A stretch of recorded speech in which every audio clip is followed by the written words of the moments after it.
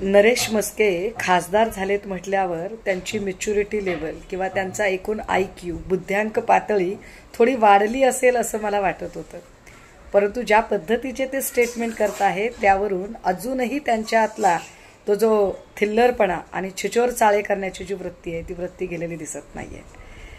मंत्रिमंडळामध्ये शिंदे गटाला एखादं मंत्रिपद मिळण्याची आशंका आहे आणि ते मंत्रिपद आपल्या पदरात पडावं यासाठी आदळआपट करून वाटेल तो आक्रस्ताळेपणा किंचाळणे आरडाओरड करून काहीतरी न्यूसन्स व्हॅल्यू क्रिएट करून आपल्याकडे लक्ष वेधून घेण्याचा अत्यंत बालिश प्रयत्न नरेश म्हस्केंकडून चालू आहे. पण म्हस्केची जरा विचार करा, शिंदे साहेबांचा एकूण लौकिक बघता त्यांचं इतकं मोठं मन नक्कीच नाही आहे की एक मंत्रिपद जर मिळत असेल तर ते मंत्रिपद आपला मुलगा श्रीकांत शिंदे याला सोडून ते तुमच्यासारख्या अत्यंत थिल्लर चाळे करणाऱ्या माणसाला देतील.